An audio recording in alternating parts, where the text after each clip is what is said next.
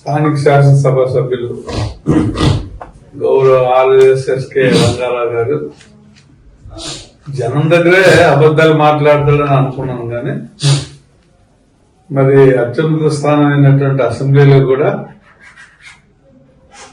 ఆయన అబద్ధాలు మాట్లాడి అఖిల భారత డచ్చాల సంఘం అధ్యక్షుడిగా ఆయన మరొకసారి రుజువు చేసుకున్నాడు అనేది నాకు అనిపించింది.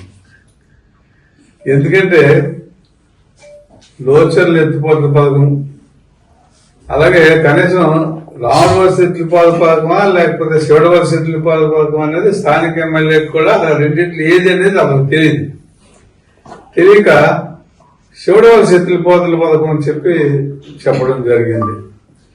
అతను శివడ వలస ఉన్నాడు కాబట్టి సంబంధిత మంత్రి కూడా పూర్తిగా శివడ వలసాన్ని చదువుకోలేక శివడ అని చెప్పి మళ్ళీ వలస అని చెప్పి ఆయన రాసుకున్నాడు ఆ కంగారులో.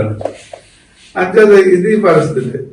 కాబట్టి వాళ్ళ టైంలోని అడ్మినిస్ట్రేషన్ శాంక్షన్ లేదు, టెండర్లు లేవు, కనీసం ఏది లేకుండా అక్కడ పలక ఇక్కడ పలక అయితే మాత్రం వేశారు.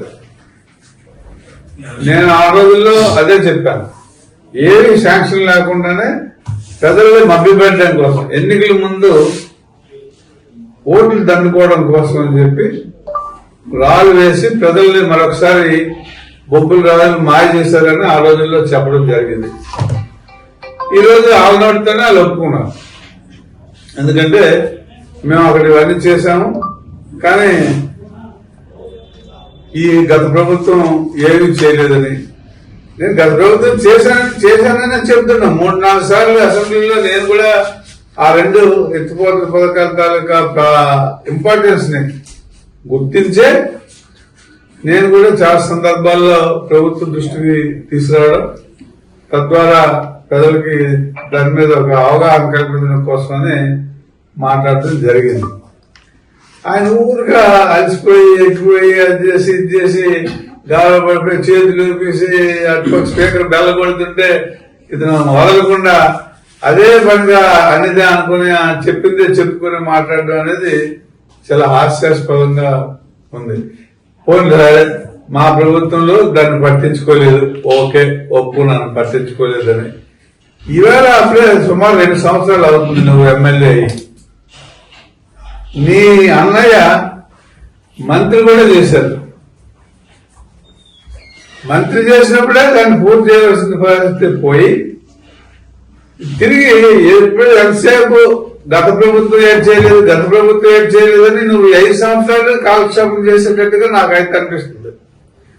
నీ కాలంలో 2 సంవత్సరాలు దాదాపు తిన్నావు, ఇంక నీకున్నది 3 సంవత్సరాలే.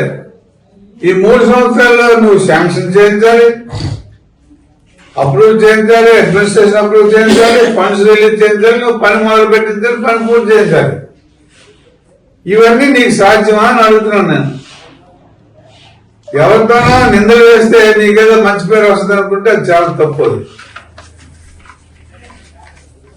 ఎందుకంటే శుద్ధ అబద్ధాలు మాట్లాడి, అసెంబ్లీ సాక్షులు కూడా అబద్ధాలు మాట్లాడి, మేము అన్ని చేసాం, ఆ ప్రభుత్వం ఏమి చేయకుండా తీసింది, పారేసింది, అది చేసింది, ఇది చేసిందని ఆ నోటికి వచ్చిన కూతురని నువ్వు అసెంబ్లీలో కూర్చావు. ఒకవేళ వినేవాళ్ళు సరదా పడితే నీ మాటలు సరదా పడచ్చేమో, కానీ అది అన్ని కూడా అవాస్తవాలే నువ్వు మాట్లాడినటువంటి మాటలు. ఎంతసేపు ఎదుటి తాలూకా ల్యాబ్సెస్ చెప్పడానికి కోసం, నువ్వు నీ ల్యాబ్స్ కప్పిపుచ్చుకోవడం కోసం ఎదుటి వాళ్ళ మీద అపవాదాలు వేసే కంటే కూడా నీ చిత్తశుద్ధి ఏదో నువ్వు మన నియోజకవర్గ ప్రజల దగ్గర రుజువు చేసుకోవాల్సినటువంటి అవసరం ఉంది. 2 ఏళ్ళు అయింది, ఇంక 3 ఏళ్ళు ఉంది. నీకు ఏమాత్రం ఈ ప్రజల మీద, రైతాంగం మీద ఏమాత్రం ఆసక్తి గాని, శ్రద్ధ గాని, అభిమానం గాని ఉంటే తప్పనిసరిగా దీని మీద ప్రత్యేకమైనటువంటి దృష్టి పెట్టి అసెంబ్లీలో అడిగేశాను, ఎదుటి వాళ్ళ మీద చెడ్డ చెప్పేశానంటే ఆ పని అవ్వదు. నువ్వు శ్రద్ధ పెట్టి ఆ పని పూర్తి చేస్తే నిన్ను తప్పకుండా మాజీ శాసనసభ సభ్యుడిగా నేను నిన్ను అభినందిస్తా ఉన్నాను. ఎందుకంటే నేను ఒక రైతు కుటుంబంలో పుట్టినటువంటి రైతు బిడ్డను కాబట్టి ఎత్తిపోతల పథకం, నీరా అనే దాని తాలూకా ఇంపార్టెన్స్ నాకు తెలుసు కాబట్టి తప్పకుండా నువ్వు కానీ పూర్తి చేయగలిగితే ఈ 5 సంవత్సరాలు మీ పదవి కాలంలోనే నేను తప్పకుండా నేను పబ్లిక్ గా అభినందిస్తానని చెప్పి మీ ద్వారా తెలియజేస్తాను. ఇలాంటి సొల్లు మాట్లాడి ఊరికనే నువ్వు కాలక్షేపం చేసి ప్రజల కాళ్ళకి నప్పుడు పంపుతానంటే అది నీ గురించి ఏమనుకుంటున్నారో నువ్వు బయట తెలుసుకుంటే తెలుస్తుంది. అంతే ఇలా సొల్లు మాట్లాడకుండా పనిచేయాలో దృష్టి పెట్టమని మీ ద్వారా నేను గౌరవ శాసనసభ్యులు కోరుతున్నాను.